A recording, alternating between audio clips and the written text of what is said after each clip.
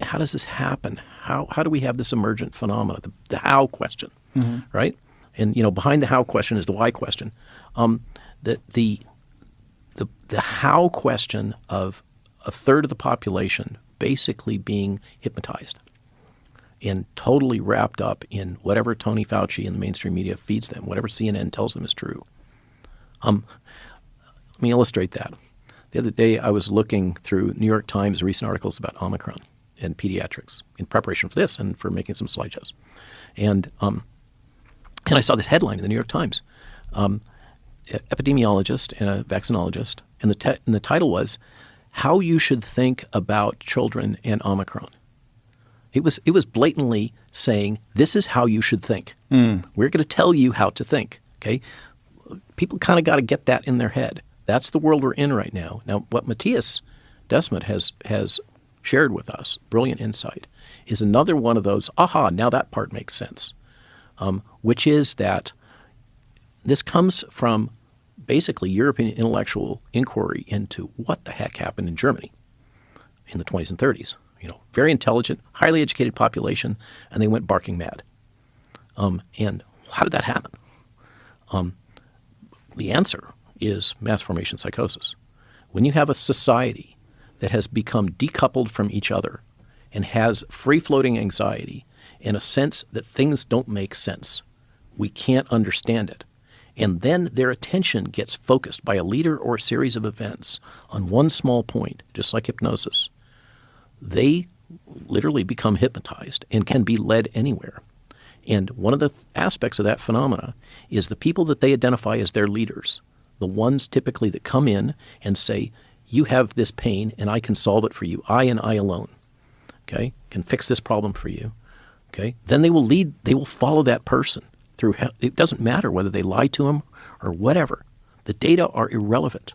And furthermore, anybody who questions that narrative is to be immediately attacked. They are the other. This is central to mass formation psychosis. And this is what has happened. We had all those conditions. If you remember back before 2019, everybody was complaining, the world doesn't make sense, blah, blah, blah.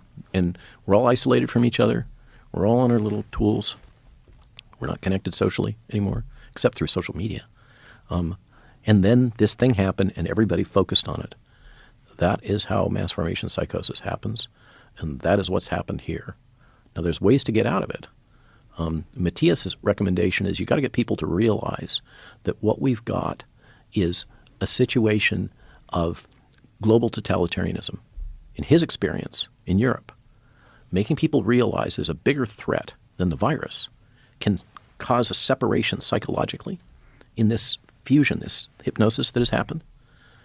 The problem is, then you're just substituting a bigger boogeyman from the current one, and somebody else can come in and manipulate that. The real problem, and it gets back to your core point, we're sick as a society, and we have to heal ourselves. And one of the things we have to do is come together. We have to recreate our social bonds. We have to buy into integrity, the importance of human dignity, and the importance of community.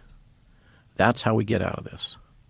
And I think that this insight of Matthias Desmet is really central to kind of making sense out of all of this crazy.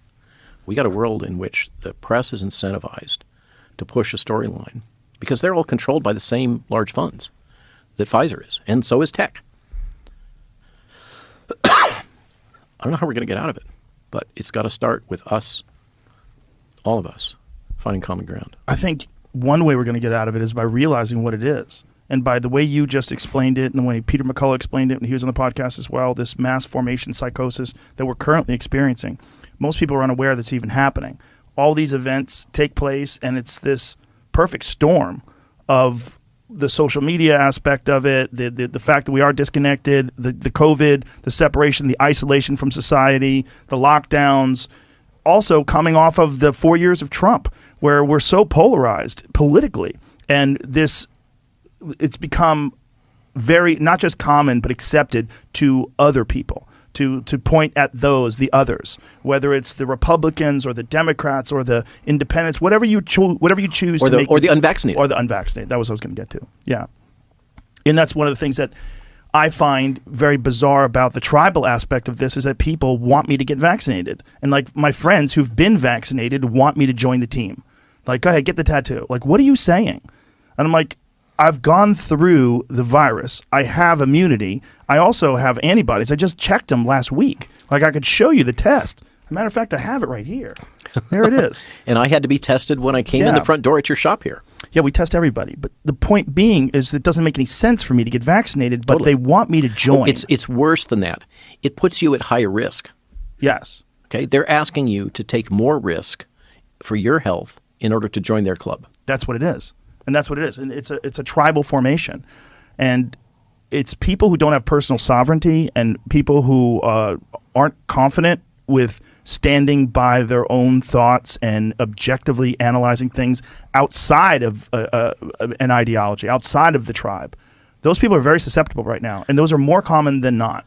So, Joe, again, this is not me buttering you up, but this is why you're providing such a service to your country and to humanity, because you're one of the few voices that has an audience that is not Democrat or Republican or black or white or vaccinated or unvaccinated, all these dipoles that we create artificially.